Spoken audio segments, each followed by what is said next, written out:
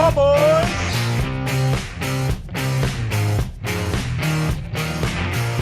Yes, we are. We are live. We're back. Been a while. We are back. How are you? I'm good. How are you? You all right? Good, mate. I'm very good. And welcome one and all to another episode of the radio show that couldn't be stopped. Now with added pictures. Of course, coming up on the show this week, we've got some interesting stuff. We've got my rant about the new traffic laws in the UK that states you must give way to pedestrians at the junction and apparently at all times. I wonder if this applies to the motorway network. More on that one later on. Let me just stop that music. We also got a roundup of the global car news in the news. We tackle your motoring problems as per usual in the mailbag. This week it's bulging, and as the actress said to the bishop. Now we've got a brand new competition for you as well. It's called Highway to the Danger Zone. And nope, not the Kenny Loggins song from the Top Gun movie, but a competition to work out what is true and what is false in the highway code. You'd be surprised. You'd be surprised what you're expected to do. That's coming up. That's as of Saturday just gone. Prize up for grabs this week is a copy of the new highway code, which is fantastic. We shall all have a good read of that one. Written by Boris Johnson. Yeah, written by Boris Johnson. More on him later. Fresh from working his butt off in a secure institution in London, and we're not talking about Bedlam Asylum. Here's Simon. Yes, indeed. I am working behind closed doors, but it's got nothing to do with the criminally insane. Unless, of course, that you count myself in that. Yes, then it would be another criminally insane. So it is Car-Boyz indeed. We have a great show for you this week. We head off down some amazing roads in our Lost Highway section of the program. This week we're going to Alabama, and Cumbria. So they're quite... Mate, you got a pretty mouth. Well, they're both full of rednecks. Didn't say that. We also have an amazing classic car for you in the classic car section. This week, it is the Mark II Granada 2.8 by Gear X. As driven by every single police detective in the 1970s. Yes. The Cowley, Sweeney. Yes, that's what John Thor I was thinking of, yeah. Shut up! Yeah, shut it. So stay tuned for all of that and more. And she's a model and she's looking good. I'd like to take her home, that is understood. She plays hard to get, she smiles from time to time. It only takes a camera to change her mind. You know it. Simon Suju on there with Kraftwerk's seminal 1978 album, Man Machine, and the track from that was The Model. The Model. And I'm Das Model. Das einen Model. And I'm Richard Green, and the wheels on the bus go round and round. The wheels on the bus go round and round. The wheels on the bus go round and round all day long. That's unless you're on a London bus, and they usually go quite slowly and stop in heavy traffic. This, of course, is... It is... Car-Boyz. Welcome to the show. Got a new sponsor for the show. Ooh. It's Tory Party Water. Tory Party Water. And when you drink it, it's like it never happened. I was expecting cheese and wine. It would taste like cheese and wine or something like that. Oh, yeah, that's the point. There's a touch of cheese and wine, but the more I drink it, the more I forget what's happened in the past. It's fantastic. It's time now on the show for Richard's Rant. It's when I have a look at the world of motoring and comment on the idiocracy that we as drivers are often presented with. Unlike other sections of the podcast, this will be a dictatorship. I shall rule unchallenged as the Grand Poobah. This week, I've been pondering the latest decision by the UK government to give pedestrians priority on roads. And I said roads, not pavements. So they've got priority on roads over motorists. The new highway code rule, which basically is the rule for drivers in the UK, says that cyclists must cycle in the centre of the road, not towards the side at junctions, and pedestrians are going to have the right of way over cars. According to the AA, though, 33% of motorists said they did not know the highway code is being revamped. Now, this all came into force on Saturday, so it's now been in force for 4 days. Most people don't know this has been going on, or sorry, not most people, 33%. 4% have got no intention of looking at the details. I love the AA. More than almost 14,000 drivers were questioned between January the 8th and the 18th for the survey, which was shared last weekend. The AA accused the government of being far too silent on the changes, but the Department of Transport insisted all road users are aware. Well, they're obviously not. The head of the AA Roads, Jack Cousins, said within a week to go, as this happens, a week to go when he spoke, too many drivers are unaware of the new rules of the road. RAC head of roads, Nicholas Lies. I mean, this is what these people do for a living. So you assume they know something about roads. Described the amendments as a significant departure from what's gone before. Said it's vitally important that road users fully understand what's new. Any ignorance, or indeed confusion about the updates to the highway code is likely to lead to collisions. A concerted and sustained effort must now be made to communicate the changes.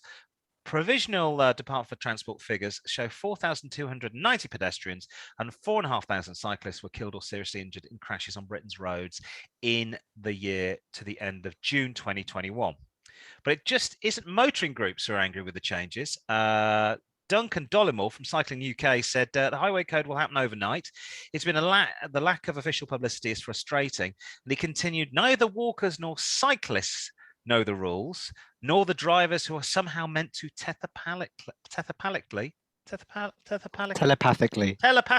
been one of those days. Put my false teeth back in. Telepathically know how to change them. So I'll give you, this is a little diagram. The old rule was, if you're a pedestrian, you wait there, son, just while I get my car around the corner, because you're on foot. The new rule is, oh no, that's fine.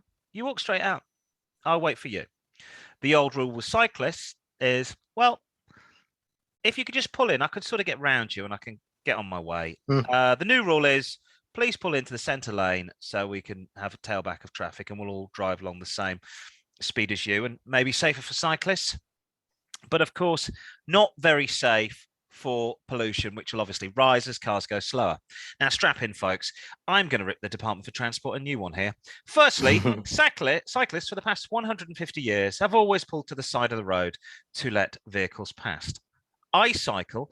I've been doing that for 40 odd years. And so did my dad. And so did my dad's dad. And so did his dad's dad. So on and so forth since the beginning of bicycles. You're making a massive change without properly promoting it. You're going to be asking for trouble. Even better, the new law gives pedestrians priorities at junctions. What the hell does this mean?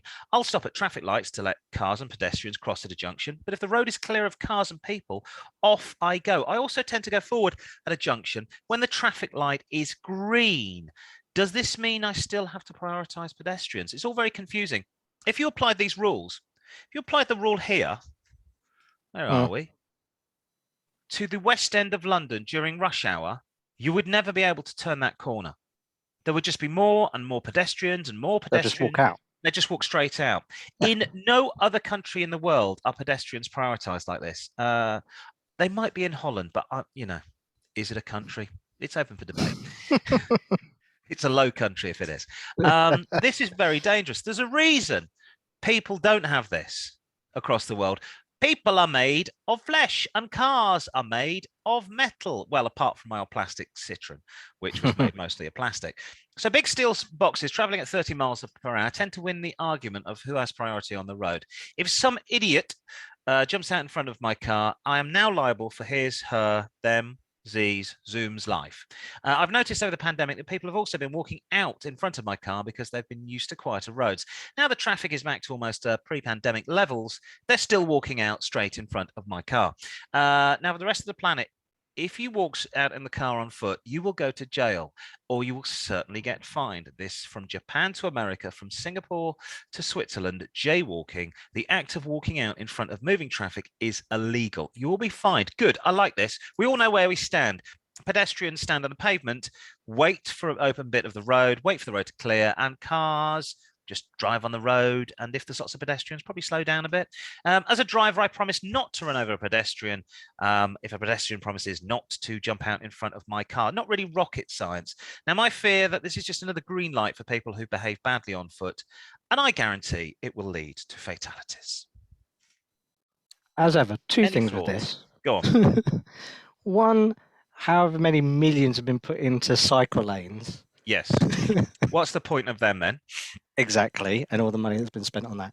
And two, I was in Reading on Sunday, and there was a big giant petrol tanker.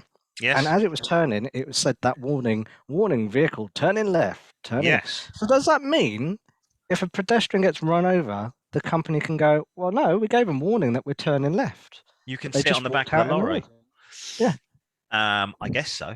I mean, you do have a thing with cyclists have a nasty habit of coming up the inside of cars. Yeah. So I sort of get the point. What we're saying here is that it would be better off if you're in the center of the road. What I tend to do at junctions is I pull right out. I don't undercut cars. I just pull right out. As the traffic all moves off, I pull in so cars can get around me and they don't get peed off and they don't make silly mistakes because people are in a rush. People are doing things. If I'm in my bicycle, I don't tend to be in a rush.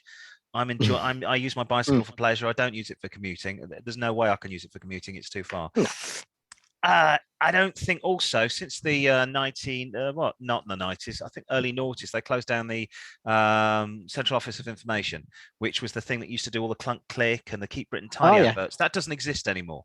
So the government just introduced the rules and then go, we should know the rules. Yeah. Well, how are you supposed to do this? Again, the guy from the cycling said, what, via osmosis?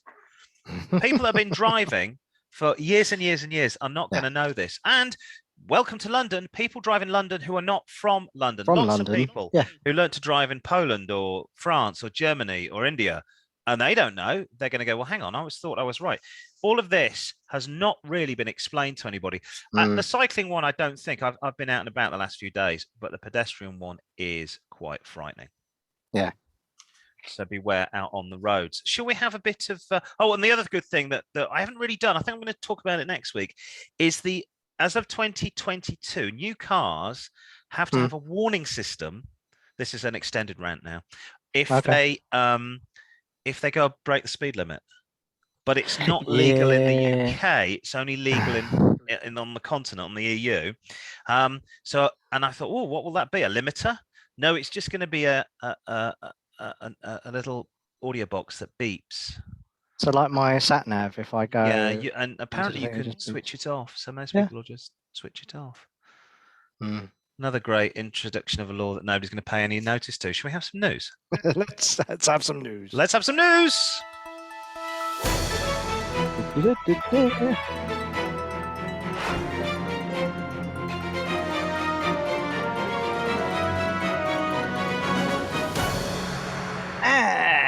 First off, continuing our news stories about idiots who don't clean their windscreens news. After one of the coldest nights of the winter, traffic police stopped a dangerous driver before he could cause a pile-up on the M3 motorway. He had scraped a tiny hole, as you can see in the picture there. I'll come back to that because I can see the smiley faces on the picture. Yeah, I know. He scraped a tiny hole in the frosted up windscreen and peered out as he sped along at 70 miles an hour. Hampshire police said that he failed to stop when the police car put on its blue lights, probably because he couldn't see him, because he couldn't see through the little porthole. Posting photos on social media, they said officers were eventually able to pull this vehicle over on the M3. Rule 229 of the Highway Code clearly states that before you set off in the winter's driving, you should make sure that you clear all snow, ice, and condensation from the windows. It's not the first time the driver has been fined for using a porthole instead of fully demisting their windscreen. We reported on the show a driver in West Dunbartonshire, Scotland, was fined £100 after they were spotted using just a porthole wipe to clear in their misted over front windscreen. So there you go. That's that. It's pretty basic, isn't it? It's not the get a bit of de-icer, old credit card, old Tesco card. If you're going to attempt to do some of it, you might as well do all of it. Yeah, I mean, you've just half-assed that. I also think we reported. I think people are generally idiots in cars. Now, the reason I say that is I watched my neighbour, who knows nothing about cars, come out of his house the other day, sit into a window which was fully iced up. I'd already been out, scraped all my ice off, put my de-icer, got the car nice and warm, and he sat in the car, closed the doors, and went. Right, well, you'll have to wait till spring. And his windscreen wipers just scraped, and I thought, he'll be out in a minute because he just sat there. I was going, right. I drove off. He was still going, I mean, it'll never happen. Also, people don't know how to put the right bloody heating controls. If you've got aircon, which most cars have, you do not want to be sucking in the same air as the inside the car, because the air inside the car contains altogether now moisture from your breath. Moisture. You need the air coming from the outside of the car.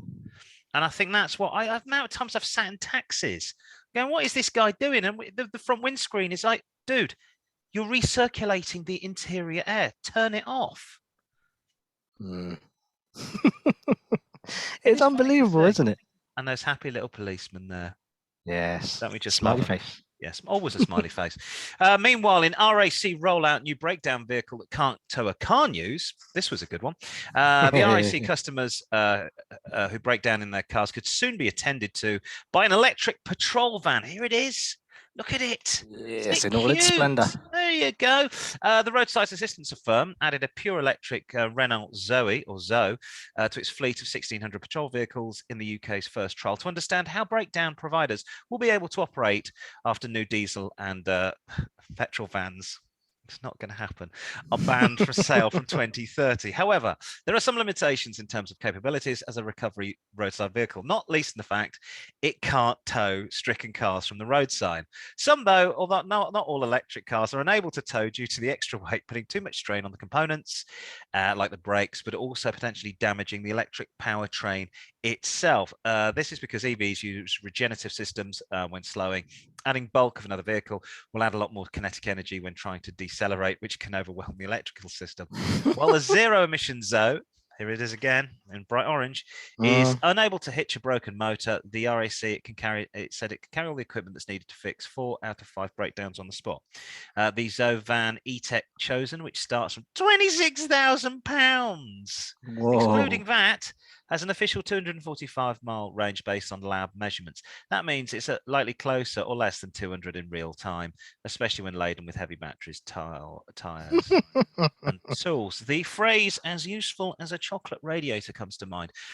It reminds me, firstly, this is a complete load of crap, because a lot of the time, if your car breaks down and a guy comes out to look at it and you think, look, I've lost all power, and you've not described it very well, it could be you need a new alternator. So now you've got this car out there, which is useless. Now they've got to go and get a proper van to come and tow you. And if electric cars can't tow, how are we going to get rid of petrol and diesel vans to tow cars that have broken down? Not sure about that one. But it does remind me of the old, this is before our time, the RAC had motorcycles and motorcycle sidecar combinations. They did, yeah. To help broken down motorists. And they stood around a long time, didn't they? And that's the thing. RAC mechanics are mechanics, not necessarily electricians. No. If you've got an electric vehicle, you need to be an electrician. So I don't know. Maybe they're going to train them up. Yeah, there you go. Meanwhile, in Tesla driver gets cold shoulder in Alaska news. Tesla owners living in Alaska, Western Canada, have been forced to drive their vehicles without heat in the cabin when temperatures are dropping below zero. The issue has plagued the Model 3 and Model Y models since last winter and it started when the new heat pump system was added to vehicles and persisted with a software update. That's how it's going to be now, isn't it? You just have to leave your car to update its software. Tesla owners have taken to Twitter. Not enough memory. Not enough storage left. Stuff out. Suitcase goes out. I've got 3 children. One of those goes out. Baby seat. Tesla owners have taken to Twitter to share this frustration as Elon Musk is the only person in the company's service team, with one customer saying his family could be killed. This is true. Tyler Selvig explained in a tweet that the heat stopped working in his Model Y while temperatures had dropped to minus 40 degrees Fahrenheit, or in proper money, minus 40 degrees Celsius. Musk, however, has acknowledged the issue and on Twitter saying that fixing the issue was a high priority at Tesla. And this weekend he announced that the automaker is rolling out a software fix for it, so just like a patch. However, some Tesla owners shared images of their vehicle's heat pump, which appears to be damaged or is not working at all. This suggested that the simple over-the-air update may not fix the problem. One Twitter user by the name of WickH chimed in the discussion with an explanation on why cabins are not being heated. They say, Heat pumps are not designed for areas that get under 20 degrees Fahrenheit. The colder it gets, the longer or more difficult it gets to draw heat. Add in wind and ice, and things just don't work. He continues explaining with the refrigerant is unable to be transferred. To transfer heat at such low temperatures. The National Highway Transport Safety Administration, the NHTSA, and Transport Canada have also opened up investigations into the effective heating system over potential safety concerns, including the defogging and defrosting, and therefore driver visibility. I refer you to the previous part of the show. Yeah. Teslas are super cool. Yeah, they're super cool. Yeah. They don't work, but they are super cool. Look, electric cars really are the future, but obviously you need another alternative in Alaska. May I suggest one of these bad boys? Oh, that's going to get you out of trouble in Alaska. That's not going to break down. Get you into trouble as well. Get you into trouble. Now, I had a friend that worked in the frozen north of Alaska and Canada on, do you remember Ice Pilots, the TV show? Oh, yeah. And so they had loads of problems with their camera equipment at those things. Stuff would just freeze. Digital stuff would freeze. I mean, he said, "Oh, we strapped some GoPros to the end of this Douglas Dakota, just to capture so as the plane came into land." And I said, "What happened?" He went, "Well, no footage. The things just froze. Took off. Got to a certain height. Froze. So it was like, nothing we could do." So there you go. The future's not orange, and it's definitely not electric. I'm sorry to disturb you all, but unless we come up with another solution, it's not going to work. Finally, Apple should really stick to making laptops and phone use. An engineer has created a concept image of what the up and coming Apple car will look like when it's finally released. It looks like a toilet. Artistic renderings have been created by Devanga Bora, a mechanical engineer at Tezpur University in India. Maybe he is. He says, "Oh, I'd like a nice white toilet, and that is going to be it." It's an autonomous and fully electric vehicle. Like something out of a dystopian sci-fi film, the renderings depict a bizarre white car consisting of a spherical pod that swivels around 360 degrees on four wheels, and will get rid of everything at one flush. I don't know. The pod has a circular entrance that flips open like double doors, and to reveal a cocoon-like cockpit with two seats, reminiscent of Apple's computer from 2002, the eMac. The vehicle is painted in glossy white and features the Apple logo between the front and back sets of wheels. The car will be all electric, doesn't come with a windscreen, so good luck getting bugs out of your teeth. And it doesn't say whether or not it comes with a heated seat as well, because mind you wouldn't need a heated seat in India on a toilet. That would go well down in Alaska, wouldn't it? It would be fantastic. You'd be freezing your norks off. Maybe you could attach some huskies to the front, just to that'd be your backup. Now, we all remember what great cars came out of India. There was the Nano, there was the G-Wiz. That was dangerous, and and then there's this massive hit from there's a massive hit from the 1960s, which also came out of India, which now I seem to have forgotten. Hang on a second. Talk amongst yourselves. It definitely is here. Oh yeah. This was a massive Indian design. Meet George Jensen, his wife Judy. There you go. There's the future with the dog and the little boy. So yeah, great. Madness.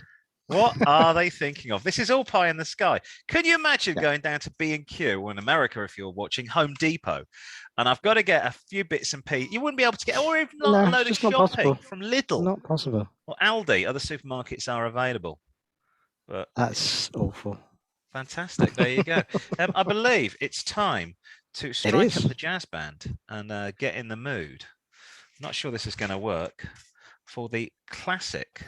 No, it's not going to work. Talk amongst yourselves. Technical issues. I really need to start paying for audio on this program, don't I? Or I'll send you the clips as an MP3. That's what we should do. Yes, it's time, ladies and gentlemen, for the classic car selection. Very mellow this week.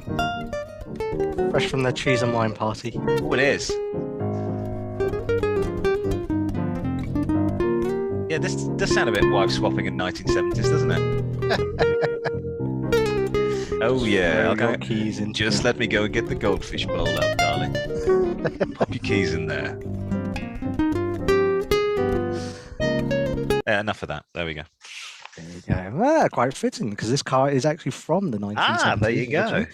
This week's classic car is one of my favourites. It's the car that appeared in TV series like the Professionals, with Gordon Jackson in the back. He was in one of these, and in the Sweeney. It is the Mark II Ford Granada 2.8i Gear X.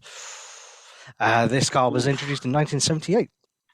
It was very much like an upscaled Mark IV Cortina. The Granny, as it was known, had a facelift in September 1981 with large wraparound bumpers, 3-bar body-coloured grille, revised dashboard, restyled taillights, and redesigned seats, which improved the driver and passenger comfort. Because, of course, this was an executive car in the 70s. Exactly.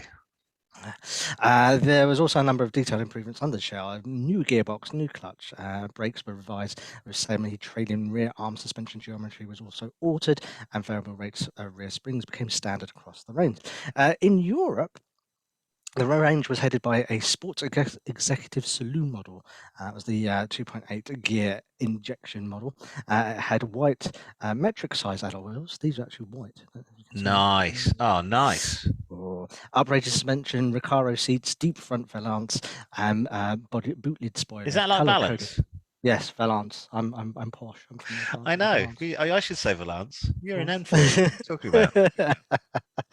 Body-coloured bumpers, front spotlights, and blackened trim. The model used the same 2.8-litre V6 Cologne engine as a standard gear. Nice. Added Bosch fuel injection and gave it around 160 bhp. A special Ford of Britain only edition of the Gear X model was introduced. It was called the Ford Granada Gear X Executive. Bit of a mouthful to say, which standardised the luxury equipment in there, such as high-grade Connolly leather. Connolly leather. Talk amongst yourselves. I've got somebody at the front door. It's it had previously seen as an optional fitment. Further refinements such as electric slide and tilt sunroof, electric boot release on saloons, electric seat adjustments, heated seats, trip computer, air conditioning, all set the Granada Gear X above most of their cost-comparable executive cars available in the UK in the early 80s. The Gear X, that's what. The Gear X was available in four-door saloon. But the range was later complemented by an estate model, which reflected the same trim levels as the entire saloon range. So, what do you look for in a car like this? The Gear X, as ever, the main thing you look out for is rust. Of course, it's Ford. However, surprisingly, the Mark II Granadas don't actually rust too badly. Ooh. I think they were built in Germany. That could be under the name of Taurus. Taurus, yes. Taurus. If they do rust, they usually rust around the rear subframe mount, so that's where you would check. With the engine, the main issue is the cooling system, so check the water pump. Rough running is usually a fuel system issue and nothing to do with the engine. The automatic transmission is also quite reliable too. The suspension, steering, and brakes shouldn't be too much of an issue, as parts in this department are still quite plentiful. For the interior, cloth trim is more durable than the leather, but as I said, the leather is the more desirable. Of this version, 640,000 Mark IIs were produced, so examples are now getting rarer. However, how much should you pay for a car like this? Well, some are asking silly money. The cheapest cars that you can get are around £8,000, but he says, I'm going to show you this. I'll show you a picture of the interior, first of all, with the Connolly leather. Look at that. Connolly leather. That's and nice. Real wood. I like that. I found this one, and this one is, I don't know, you might not be able to see it, but basically it's a Ford Granada 2.8 Gear X Estate. Yes. 1983. Okay. It has just 16,787 miles on the clock. Everything is original, including the tyres. However, they advise don't drive them. So they will give you because they're another 40 years old. Yes. So it's original everything. They proper survivor car. Not to drive on these. It's only had 3 owners, but this could be all yours for just £12,695. It's a new car. It's a new car. I mean, compared to that, whatever we were looking at earlier on with the RAC, that was 26,000. I know which one I mean, the Granada is likely to get to Cornwall slightly more easier. Yes, and I would prefer that. But Now, I would also go on. say, if you do fancy a large 70s car, Yes. but would stay clear of the BMW and Mercedes of the time, the Granada would be a really good choice, I would say. I would. The one thing I would add is this is the exact model of car my father drove for 6 months. Yes. He had one of these, and he didn't like it because he was an engineer, and they used to make him take kit to factories. And he went, "I'm not a bloody van driver," so he quickly got rid of this. He did it for 6 months with a new company. One thing I would say, had the auto. It's incredibly slow. Don't Ooh. buy the auto. Mountains will come and go, glaciers will freeze and unfreeze in the time it takes. Planets will be created before the But it's got a bugger 2.8 changes engine. gears. Yeah, but I would definitely get the manual. Well done, mate. Well done. I think that's fantastic. Car of the week. If you'd like to suggest a classic car of the week, you can email the Car-Boyz at car-boys@outlook.com, Facebook car-boys at Car-Boys with 4 Zs, or you can go to Twitter, car-boys at car_boys with a Z, Instagram at car_boys with 3 Zs because 4 was gone. And we're on the old Instagram as well. Yeah. It's time now to gird our loins because that wonderful tune means. Ooh. Oh, hang on, there's no more. Oh no, here we come. Force it out. Come on. One more. What does that mean, Simon? Ooh. It is, of course, time for Turd of the Week, where we basically examine the terrible crimes committed against cars across the world. From driving a 1988 Fiat Punto with run-flat tyres for the rest of its life, or even putting sawdust into the gearbox, we basically find a car for sale across the world. A terrible car that has dared to mount the pile of feces to be crowned the glorious King of the Hill. It is, of course, time on Car-Boyz for the Pup of the Week, aka Turd of the Week. This week, we had an email from Sebastian in Redcar. This car came up on a popular auction website, which sounds like Motor Raider. Motor Raider. Okay, yeah, interesting. Yes. His interest was aroused because he had never heard of this car. It is a 2008 Perodua Kalisa. With the mighty 1000cc engine under the hood and only 65,000 miles on the clock. So, Rich, why should you buy this? Well, usually, on this part of the show, I say you shouldn't buy it. No. But unusually, I would say you should buy this. If you need a cheap runabout, Perodua are a Malaysian company who, along with Proton, have been making cars for about 30 years. All of their cars are rebadged models of cars that the Japanese companies used to make in the 80s and 90s. So the old Proton Saga was based on the Mitsubishi Lancer from the 80s. They bought the machine tools from Japan. This Perodua Kalisia, I believe, is based on the old Daihatsu Charade, very boring but very reliable little car. Now, I lived in Malaysia, and I used to drive this car's forerunner, with the Perodua or Perodua Kancil, and it was great. It was very nippy, little engine, 649cc, I believe, ultra basic, which sounds bad, but unlike electric cars and a lot of cars that are modern today, there's little to go wrong with this. I remember on my old Kancil, it had an earphone jack into the radio, so you could listen to your tunes while your passengers went to sleep. And I even took one of those cars up the side of a volcano in Langkawi, and I came out alive. This one, there's a massive dent in the door. Yes, I did see that. And the exhaust is blowing. I wouldn't worry about the dent too much. It's one of those cars. This is only 14 years old.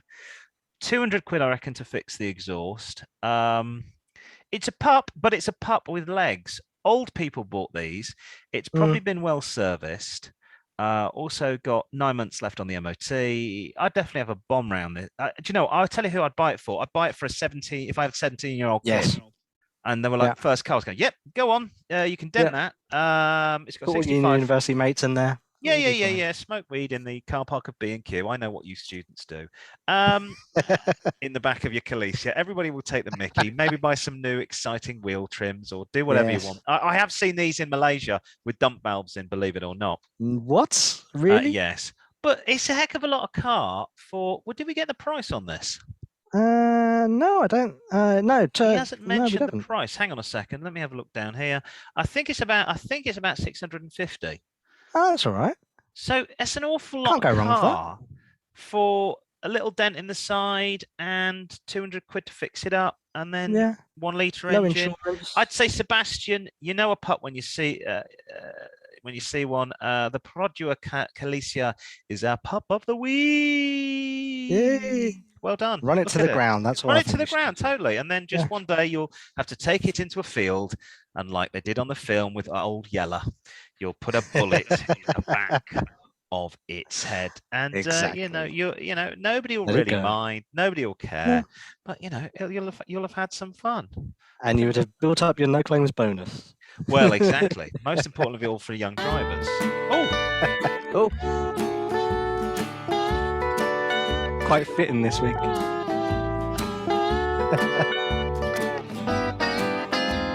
And then I married my sister.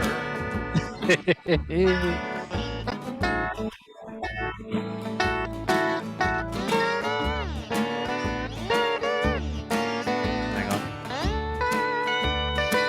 Can't stop the music now. No one will ever know.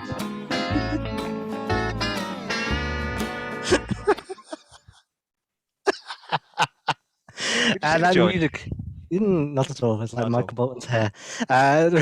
See the show would know that this is our feature where viewers email us in and give us their favourite roads and the reasons why they love them. It can be a quiet coastal road that leads down to the sea. Alternatively, it could be a straight 2-lane blacktop that leads to infinity and invites you to gun the pedal to the metal. Whatever your poison is, let us know. Your perfect driving roads are here on Car-Boyz. Rebind the show and find out what the address details are because Rich held them up. And into the Car-Boyz inbox this week. There you go. It's Peter Perfect, who emails from Weston-super-Mare, where the home of the Radio 1 Roadshow.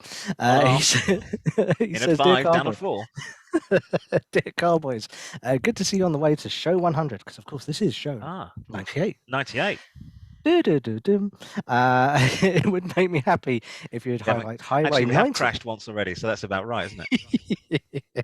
Highlight Highway 98 in the US of A. The US Route 98, also known as US 98, was also known as the Gulf Coast Highway.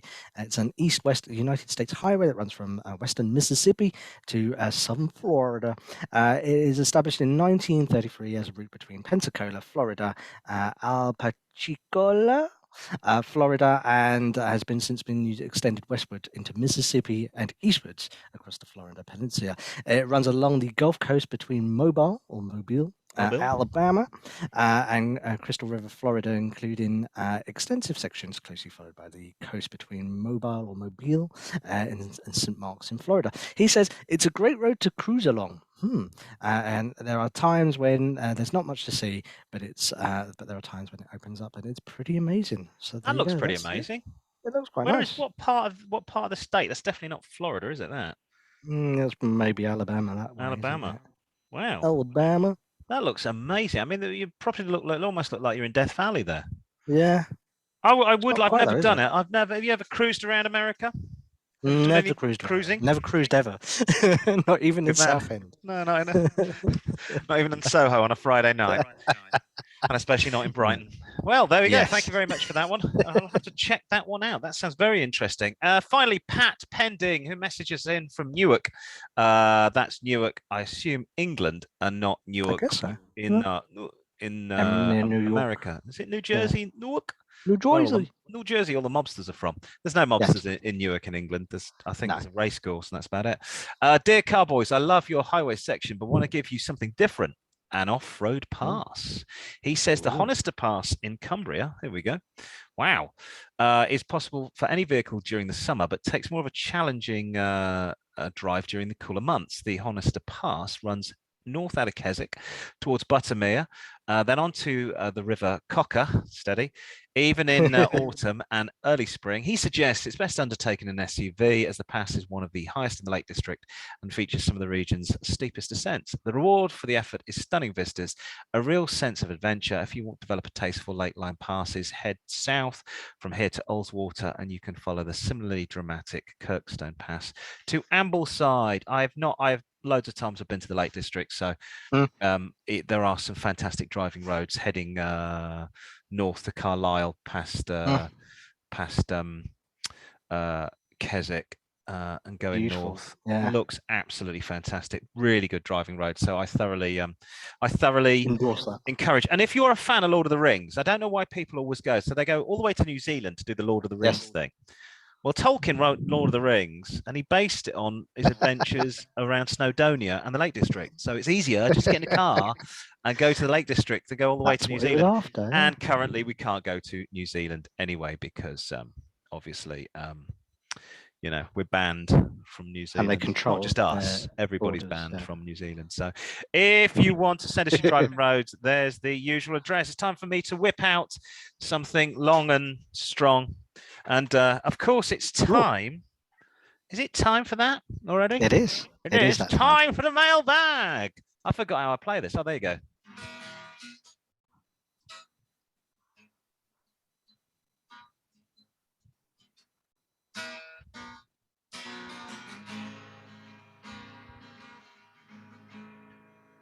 Letterbollocks. It is, of course, the mailbag, aka Letterbollocks. Alison in Munich says, Hello. Guten Tag, Car-Jürgen. She knows we what love... What did she call us? Car-Jürgen. Car-Boyz, I like it. Car-Jürgen. Is that what it means? Okay. Apparently. I never knew that. Car-Jürgen. Thanks for teaching us, Alison. She knows that we love the Trabant, we do, and she's thinking of buying something equally as quirky. She has a BMW 3 Series for day-to-day running about, but a friend is selling a 1984 358 Wartburg in green. It is only 82,000 kilometers on the clock, a service history, and very little rust. The engine gives out a huge 37 bhp from a 1 litre engine. You might as well put that Perodua engine in it. Exactly. She thinks it's an ecstasy. This one's a bit more powerful. Look at the wheels on that. Look at the rear wheels on that. Ah, what a fantastic little car. Anyway, let's get back to the Stasi mobile. Yeah, she thinks it was an ex-Stasi secret police car. Her friend is asking just over 2,500 euros. What do we think? I think that's quirky. I'm quite scared about how the wheels don't match. And they're not even the same size. No, and I would suggest it's an aftermarket paint job, probably with brushes. Yes. They were developed by the Russians and the East Germans, not famed for their motoring prowess, at the old BMW factory at Eisenach after the war. And this car was produced from 68 to 88. It's quite a successful rally car, believe it or not, in Eastern Europe. And although it's asthmatic compared to today's cars, this could be fun to drive for the weekend. I like the colour.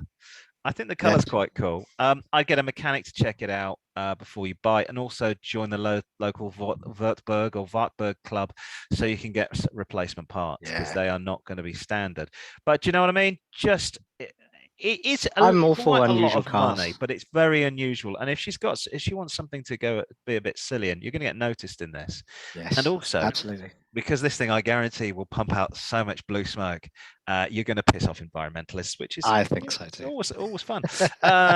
Donald in Quebec says, "Bonjour, voiture garçon." Do you see what he did there? Car-Boyz, yeah, he's buying a new car. Wants some advice. He knows we like Japanese cars. He's thinking of a Toyota Camry. He's seen this 2017 LE model with auto 2.5 litre petrol, about 80,000 kilometers on the clock, so 50,000 miles. The sellers want around £10,000. What do you think? Is there anything you should be wary of? Well, first off, it's a Camry, so probably not. I'd want to see a full service history on this, because Japanese cars are bulletproof, but to be bulletproof, they need servicing and oil. Yes, they do looking after. I'd want to see a load of receipts, full service book history. Good news is it doesn't need a timing chain, because it will be coming up for one at 50,000 miles. It doesn't need that. It's got the chain, not the belt, so it doesn't need a replacement belt. Have a good look round. You're in Canada, the roads get pretty rough out in the boonies, so get underneath the car with a torch and look for dents, look for oil leaks.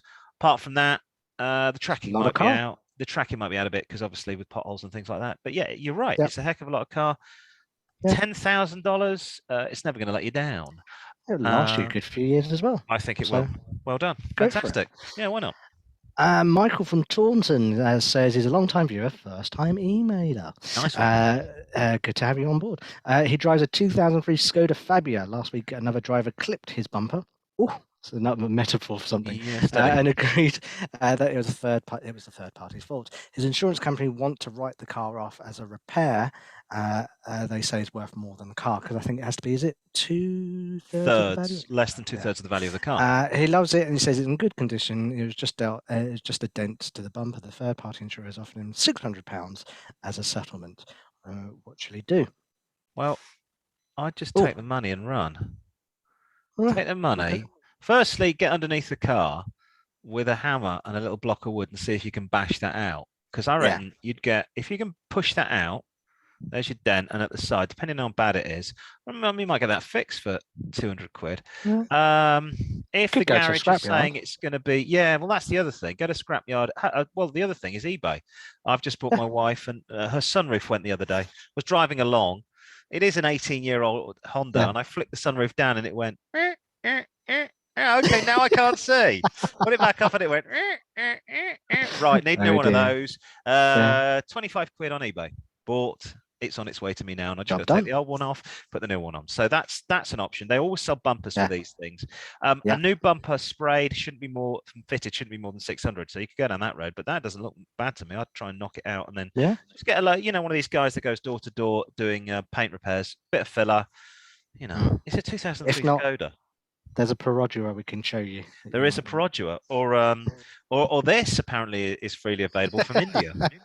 Fantastic little electric car. That siren on the roof. It looks like it's crying and it's given up hope, doesn't it? Yeah. What the hell is the siren doing? I've just given up. Finally, Annie in Belfast. A grand passed away before Christmas. Sorry to hear that. Left her with the old Suzuki Swift. It's a 2009 1.5 full service history. Very good condition. Only 29,000 on the clock. It looks brand new. And it does look brand new in like a nice grey. Car's worth, looks brand new. Do I sell? Do I keep? Do I sell? Do I keep? Okay, so this car's worth about 2,500. Easy to sell, completely up to you. It's got granny mileage under the bonnet. 29,000 miles, 1.5 full service history. I'd do one or two things. Firstly, I might keep it, drive it myself. Secondly, if I was to sell it, I'd sell it to a mate. I'd sell it to somebody I like, because they will go, I'd give you 2.5 grand for that, because I'd know that is going to keep going forever and ever and ever. Nice little engine. And if, the wheels probably haven't been curbed. She said it looked like brand new and it's got full service history. So, one of two choices. So well done there. There Fantastic. We go. So it's the usual address for all the bits and pieces. And I've got to find our music frag. It's competition time now, of course, on the show. Favorite part of the show. Oh, it is. It is. I'm just trying not to get an advert with Neil Razor Ruddock, who looks absolutely terrible on this advert on YouTube. We'll sort that out. Dying. Sorry. We'll sort that out. I'm sure I've got MP3 versions of our. Yeah. That sounds like a good idea. So yes, it's competition time. Woohoo!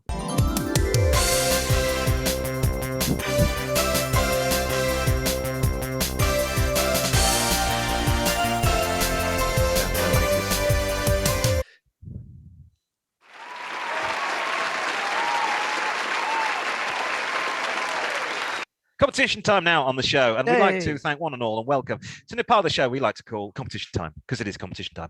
The reason is competition time is we're going to ask you questions that sort out what a competition is all about. This week entitled Highway to the Danger Zone. Nothing to do with an erotic, homoerotic Tom Cruise movie about planes from the 1980s. It's homoerotic. No, this competition is all about the highway code. The highway code has been around for decades and is so old that it instructs you how to take your pigs to market on St. Swithin's Day and how one should signal when driving your horse-drawn plough. The answer to the latter is, of course, to use an inflated pig's bladder. Oh, how the times have changed. So this week, we know the highway code is going to be changed. I should say it has been changed this week. And lots of new laws are coming in to make it absolutely no sense at all. We're going to be asking which of these is true and which of these laws is false. In our quiz, Highway to the Danger Zone. I won't sing the rest. Yes. Struck for copyright. Joining me on the quiz this week is a man fresh from seeing monster trucks destroying small Japanese cars. A man from North London, Simon. Simon, are you ready for the quiz? I am. I'm slightly nervous about this Because if we get this wrong, then that's like, will the police come after me? I'll just be issuing you with the new highway code book. Here it is. Yeah. It's fantastic. It's full of useless information.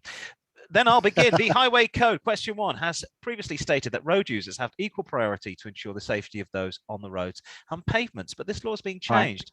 Now, horses have a higher priority on the road than unicyclists. Is this true or false? So horses over unicyclists. I would say, how many unicyclists do you see on? Yeah, I would say yes, they will. I would say yes. Billy Smart Circus is in town.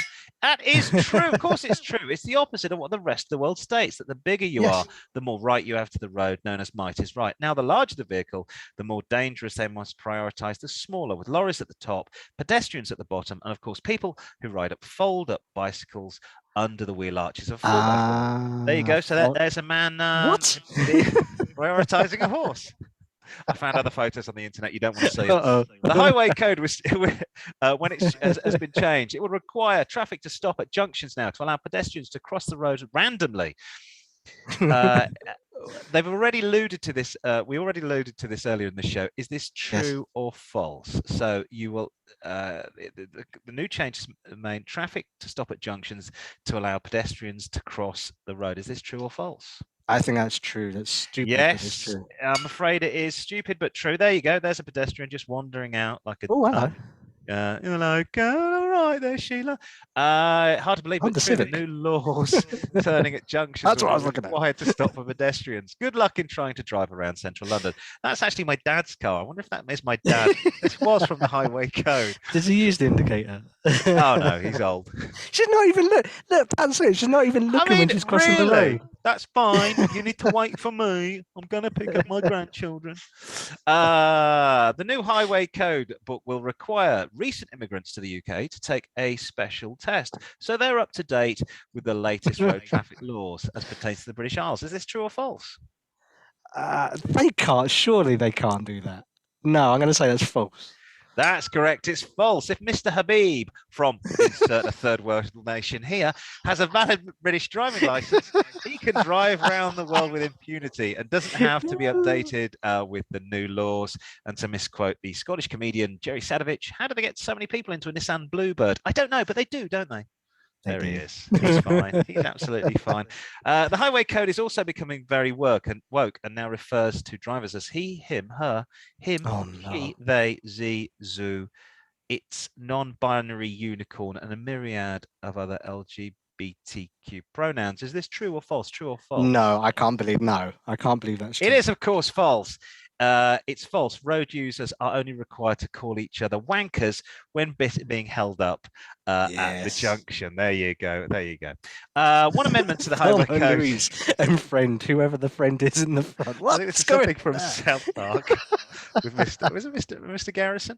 One amendment to the highway code now sees Rule 163 setting out safe passage distances for drivers when overtaking cyclists, motorcyclists, horse riders, and horse-drawn vehicles. The distance is a minimum of 1.5 meters. Is this true or false? True or false? 1.5 meters. I'm going to take a guess on that. I'm going to say it's true. It is true. Ooh. Yes, it's true. You need to be in a completely different time zone to overtake a cyclist. So expect no one to ever overtake a cyclist in central London ever again. Be careful not to hurt those mammals. And then we have a picture there from Oxford Circus during rush hour in the centre of London. Hey, what are the hand signals they doing? Oh, those in parked cars those in parked cars are now being asked to adhere to Rule 239, known as the reach around, to open one car's door by using the hand furthest away so that you can look and see if a cyclist is coming like this. It's called the reach around. True or false? True or false? No, that's ridiculous. Surely that's false. It is, of course, false. The correct rule to ensure the safety of cyclists, the rule is correct, but it's not known as the reach around. It's known as the Dutch reach, as it was popularised in that cheese-eating land of cycling giants, Holland, the Dutch reach. And here's a picture of a Dutch reach. Because who doesn't like the old reach around? There we go. Thank you, Donald Trump and Vladimir Putin. They will be invading, Ukraine soon. Now, cyclists aren't being left out of the new highway code. Not that any of them can actually have ever read it, but the new law states that cyclists now pay a very basic road tax annually of £17.27 to ride their bikes on the road. True or false? True or false? I so wish that was true, but that's false, surely. Yes, of course, it's absolutely false. You are correct. They should pay all roads in the UK are completely free for cyclists, and their upkeep is paid for fairies, pixies, and the Easter Bunny. Polar bears. So I think you're so far 7 out of 7. Question 8. The new rule 186 in the highway code states cyclists, horse riders, and horse-drawn vehicles may stay in the left-hand lane when they intend to continue to cross or around the roundabout, and should signal to the right to show that they are not leaving the roundabout. True or false? No, that's confusing. So I'll say it's false. That's even worse. I'm afraid it's absolutely true. What? It's true, but it should be false because most cyclists use this signal. Exactly. So they're going to be in the left-hand lane, signal right, and then go straight on. Yeah, that wasn't. That's confusing. That's yeah. This is, of course, false. Another law being introduced is Rule 778, which is an amendment to the concentration car users should have whilst driving. The new law states that drivers should at no point ever close their eyes more than 1.78 seconds whilst being behind the wheel, even if blinking. True or false? No, no way can you measure that. Yes, that's true. That's absolutely false. This is called false unless they're very old. And of course, pensioners can't see anyway. Finally, the new 1984 rule to the highway code says that one must prioritize Big Brother whilst in or out of the car. True or false? That's false, but I'm going to say yes. True. No, it's absolutely true. Yeah, it's absolutely false. I'm afraid it is false. It's an unobserved rule. Of course, that is true. And if you don't prioritize the New World Order, they will send you to the gulags, I'm afraid. They will. But you're not going to the gulags. You're going to get the latest copy of the highway code here, the new highway code. It was issued at the weekend, and we will be using it to drive around the streets of London, or not, as the case may be. Thank you very much for tuning in to the show. That's about it from us. We'll be back hopefully next week if we can get around to actually hosting a show. We're very busy people, you see. You can get in touch with us at the usual address. There it is. Car-Boyz, and we'll endeavour to do all we can to get in touch with you and so on and so forth. Thank you very much for tuning in. Say goodbye, Simon. Goodbye, Simon. That's it from us, ta-da, and we'll catch you next time.